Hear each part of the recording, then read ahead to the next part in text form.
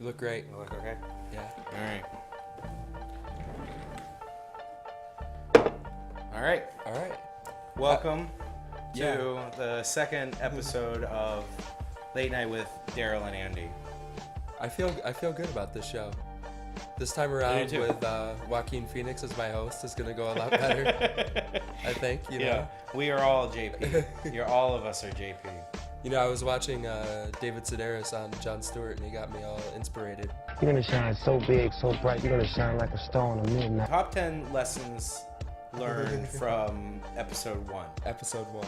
Number 1, no booze. That's why we have these nifty coffee cups, just like they have on all the other shows, filled with jungle juice and hydrocodone. So number 2, no religious references. Yeah, no. In the show. None. People take that shit seriously, man. Very seriously. Very seriously. Large refrigerated trucks took the 39 bodies from the mansion. Number 3, no 9/11 references. It's too soon. I don't even make Nazi jokes. Why did you kill John Lennon? I saw Due Date. Just takes me to a dark place, you know. And Listen. I used to have a Robert Downey Jr. I called Dad. And he was like Iron Man, but then he punched me. Watching the New York City Marathon on Sunday, just chain smoking. And all these poor bastards running by, they can't breathe, I can't breathe. Yeah. For different reasons. We both quit cigarettes.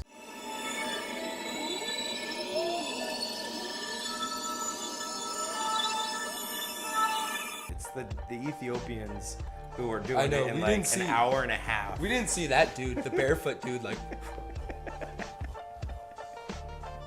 But she's like way badonkadonk. You can have some like 12-inch subwoofers in the trunk, but like when you get to like above 12-inch, like even just a little above, like 12.25-inch subwoofers, it's just too much. You get too much rattle. Now up a day is some shit that clean out your figgy pudding. But it make you feel good while it's getting clean, man. Saturday we went to the Shank to see Cerebral Ballsy and the Black Lips play, and I gotta say, I think Ballsy owned it, man. Yeah, it was pretty cool. The sound was kind of bad, but The sound was terrible. Who gives a shit? Yeah, it's not about that. Anthem, they played 3 times. Insufficient Fare, they played twice. They only have 6 songs. I mean, this is at a point in the night where the piss puddles are turning into rivers, and like the weaker souls are running for the exits. It was.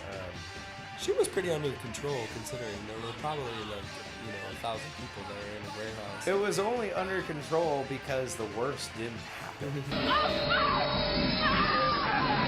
Oh, I thought the Black Lips were cool too. It was pretty punk rock when they came out and said all the other bands except Ballsy sucked and that they got paid $10,000 to play the show.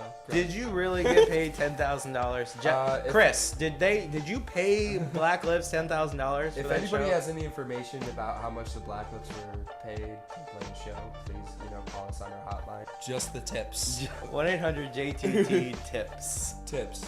That's 1-800-JTT-TIPS. The Ninjas are doing a Middle Eastern tour right now. Iraq and Yemen and I think Jordan. They're playing. Jaja was on the Iranian TV. Did you see that? أهل البلد يتقاتلون بينهم والأمريكان يتفرجون عليهم. Everybody loves Jaja. I'm losing my tie, and you're just gonna let me do that, weren't you? What's going on this weekend, man? You're Mr. man about town. Yeah. Making Friends is playing at Cake Shop Thursday night, and Man or Astroman is playing the Bowery on Friday night. We can't be bought. Right, but we can be rewarded. This is the band Pregnant. This is their self-titled debut on Burned Books. My favorite is the last track, Wanna See My Gun. Hit it.